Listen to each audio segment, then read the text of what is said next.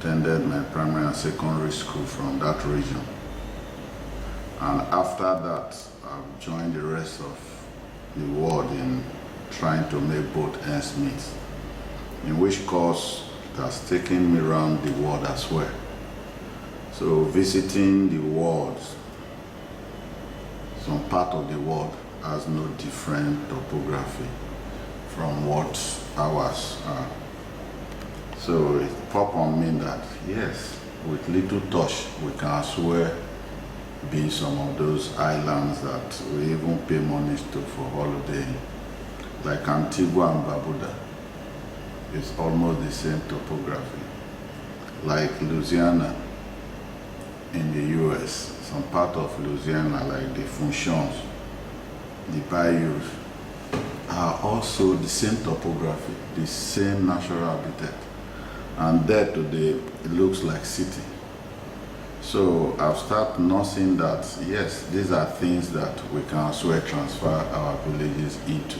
A blueprint that, to me, I felt that I should try to achieve to a certain level and look for an opportunity to see that how I can bring some of those agencies on board, especially even from our own interventionists here in the state, the federal, and then the United Nations interventions.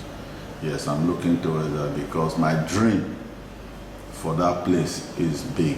We can turn it to whatever actually we want it to be. What we just started is just to say, okay, let's give it a try, and the trial is something that we can really advance on. So it's not something that I personally can actually achieve without support from the intervention. So when we're also talking about the development of the school, there are a lot of things that we put in place that will actually make the people to be happier. Like the hospital you made mention of, like the schools. Those are amenities that people will actually enjoy, like the water you see there, the lights. The light is being run privately now, and we want to turn it into solar light, which will be very expensive initially, but I think at the long it will be more economical than running of these generators and buying of diesels and the rest. So for now, the place is okay. In terms of the school, what really bugged my mind is we found out that these rural-urban migrations is actually affecting the Shekiri most than any other ethnic nationalities, probably because of what we term early civilization. We want to bring our wards to the urban area, get the modern education, but it's actually affecting us negatively. Because if you look at my generation, my set of generation, all our children are either in Sapele, Warri, Lagos, Ibadan, or abroad. So, but what makes me to have that rethink or have that attachment to the community is because I attended the school, the early schools there. So maybe when you are up to 7, you go to primary school, you spend like 6 years there. Then you go to secondary school, you spend another 6 years. You've already 17, between 15 to 18 years old. And I wondered, once your brain develop within that area, 15 to 18 years, you can go anywhere in the world. That area, you will still have that attachment. You will remember these areas. So, and I believe me and my team, that is what is pulling us back to the village. So we now ask ourselves, I say, what do we do to replicate ourselves? Let's even try by saying that our children, first of all, identify with those places. Some of my children that I have while I was in the village, they are the ones that are taking the bold step than those ones that I have here in the city. But we are pulling everything. Opposite my house there, you will see my son building his house there. He's the first person now claiming to be the first person building an upstairs in the village. It's a pride to him. It's because he's schooled there. He knows that he grew up. This is my village. So we say, okay, one, let's start bringing our children to the school, to the villages, and let's try how we can now replicate ourselves in terms of making these children to attend primary school there, making them to attend their secondary school there. Then from there, they can go to anywhere they want. So that brought the idea of applying for the secondary school, which the governor judiciously approved. And what are the incentives that we actually need to keep the people? Those are the things we are putting in money for. Like we have the free uniform, we have the free books, you have the free feeding, you have the accommodations, we have everything that a modern school or more than a modern school we have. Then we have good numbers of teachers, qualified teachers that will run the school and the hospital. We do that by at least pushing some of the responsibility to my company here. So the teachers were being paid here, the hospital nurses and doctors were being paid here. So that these children, with this incentive, we can see people now bringing their awards from even township back home. I think we are just running the second anniversary of the school, but secondary school, we just have the JSS to 3 and XS 1, but we've recorded almost 400 students on the secondary school. And the primary school, we have about 200 and something from just one primary school that we feed in the secondary school. We still have adjoining primary school within that are now called the feeders primary school. So with time, we see that we will start replicating people with 15, 18 years of that localities that they came from. And I believe out of the lot that we graduate from that school, in future we have reason to come back to say this is where we hail from. And I believe that is what is really the motivating factor in us, especially me, to see how many of myself can I replicate tomorrow. That's why I'm investing in those primary and secondary schools, so that in the future, many of them will come back and probably do, because the platform has already been created for them to develop on not only Oboghoro as a community, but from all other adjoining villages that those students are coming from. We don't know. Some can become governor tomorrow. They will know where the school, the primary, the secondary school, the villages they are coming from. So.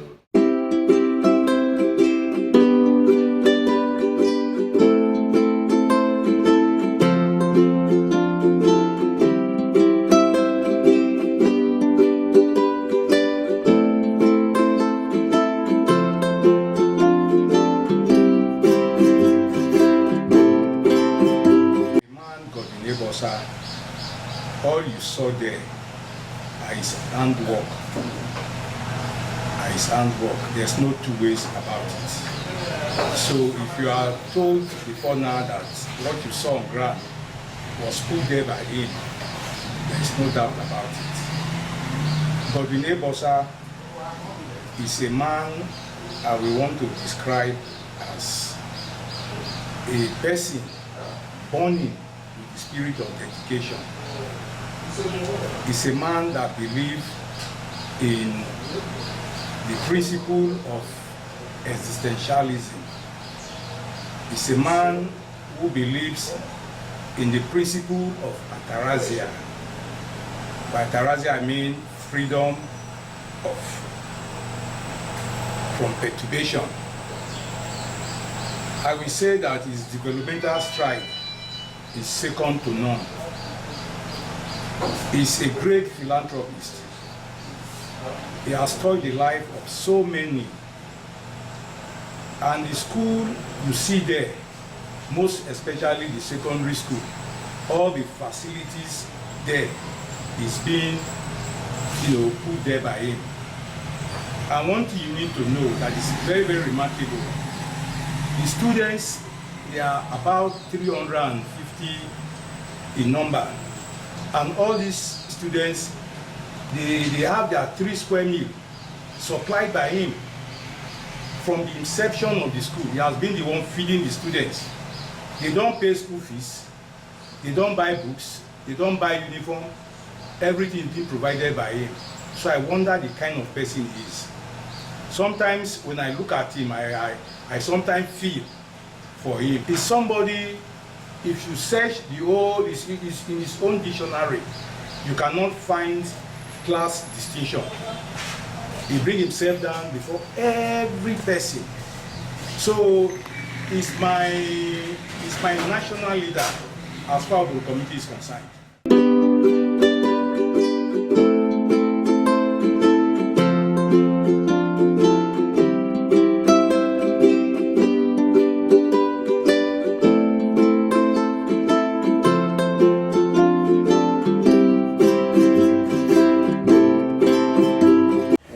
Godwin Ebosa has wonderfully done there was to bring back, to rebuild the community into a proper existence. Now, school, primary school, secondary school, boarding house facility, feeding, and to subsidize the teacher's salary is wonderful. It's a development that all of us, as Shekri people, as people of the River Rhine, as people of Delta State, really appreciate. And we want to urge also our people that are in government and have work to do, take another community in the Shekri Oasis and replicate what is happening there. In no time, 10 years, the entire River Rhine area will be habitable. I love it. I know very soon there will be a floating market will be commissioned where the world will see the wonderful work. Godwin Ebosa was able to achieve all of these when he was chairman of the Supade, and he felt pain that as an oil-bearing community, oil-producing community, and he is the chairman, he needs to take something to his people. He supported, he asked for this. 2 places he has shown his wonderful work. One at Oboghoro. Oboghoro is a fantastic industrial layout today. Before you get to cocoa, there were roads, network, and all of that. There is light, and the place is moving. And only its facility in Oboghoro could confidently provide jobs for over 250 people. And we are sure to, when the floating market will start, it will be able to produce jobs for our women.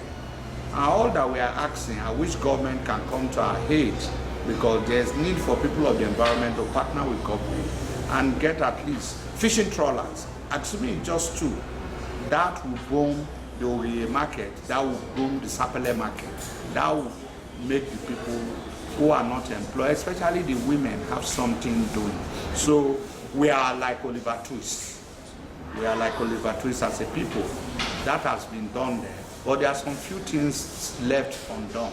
We will still appeal to the governor to please still look at it, because it's something worth showcasing to the world what he has been able to do there, so that we can take that to another axis of our community. By so doing, extend it to the Ijaws, extend it to other people, so that life will go back. Hostility will reduce drastically in the environment. So I want to say thanks to the governor and thanks to Honorable Godwin Ebosa for this wonderful action. For people to resettle properly in this community, they need to have a sort of livelihood. My take is that if the PIA come on stream, one of the capital projects that must be done for Shekiri is to look at Eproimi proper. Behind the Eproimi, there is a big mat farm. Bere, they call it Bere in Shekiri. We need to study whether we can do swamp rights in that environment. We can do the swamp, if we can do swamp rights in around that Benin River axis, then put the processing plant in cocoa, then you can now link Oboghoro and where the rice farm is and cocoa. When you put them together, that axis is covered. That axis is covered properly. So that's what I think as number one For the ex-Rabos area, what I think needs to be done around the Oboghoro corridor is to do shore protection and reclamation on both ends. Once you do shore protection and reclamation, community activity will start to strike because the people have not stopped fishing in that environment. That's what we need. Now, I spend very little time in the super. My dream was to get some consultant to come and study our environment so that we can do rice farm. We can do rice farm, we can do plantain plantation. Then we need to line up the entire value chain in all of this and get something, because for us, if we sit down as a people together, we can create jobs for 5,000. We can create that jobs for 5,000 of our youths if we sit down together and map out the strategy. But just that we are just individualistic and we don't listen to one another and people are just doing their own belief now. By God grace, the PIA will come on stream, and when the PIA comes on stream, first, the infrastructural development that we will propose must be coupled with economic activity so that people can go in there. The infiltration you see on your land and all of that today is because you are not living there. You are domiciled in the urban, and the urban that you are domiciled, there is no job. Yeah, so first, government has tried now, they are trying to sanitize the environment to reduce this bunkering activity to the barest minimum. Once that is being achieved, then we will see the oil companies will go back, they will have, then operations will be on, then the area will start to have something. So I pray that they will be able to do all of that so that the PIA can, because if there's no oil company, the PIA will not work. We will not have the money to say we want to do this. But the most important thing on the PIA, we will take our school back to our communities. We don't need to have school everywhere. We need to have qualitative education. If it is only 6 to 7 primary school in Sheki area, fully furnished, fully staffed. If it's just 4 or 5 secondary school, fully furnished, fully staffed, and they have the best brain, and we can take them up like that. That's the way I feel that we can create the next generation.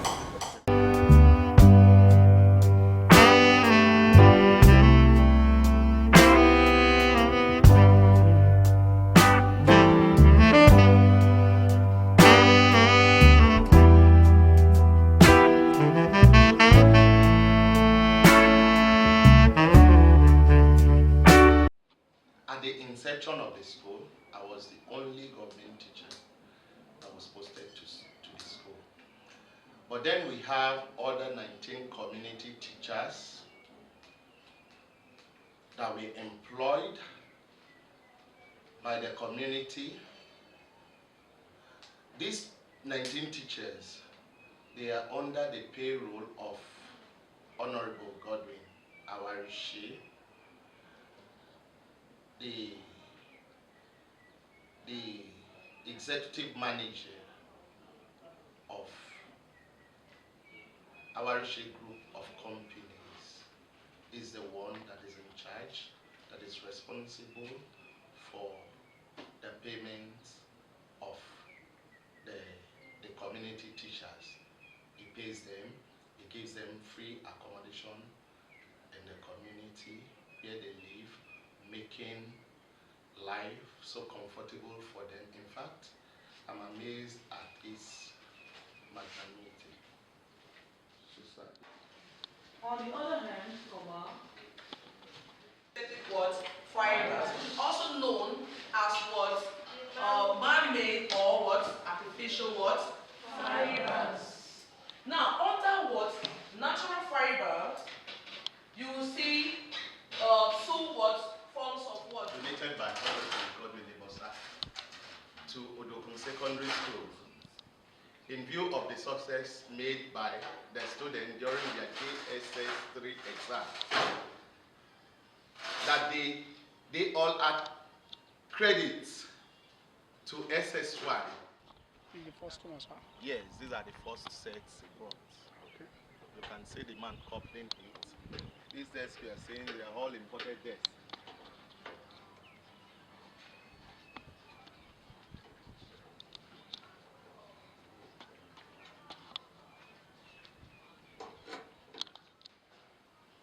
These are the books bought for the school library. It is a thing that is done sessionally. Sessionally, Honorable Godwin Ebosa used to buy books for the school. This is the male hostel of the school, built by Honorable Godwin Ebosa. It has a capacity of accommodating 350 students. If you go in, you'll see the hostel well furnished.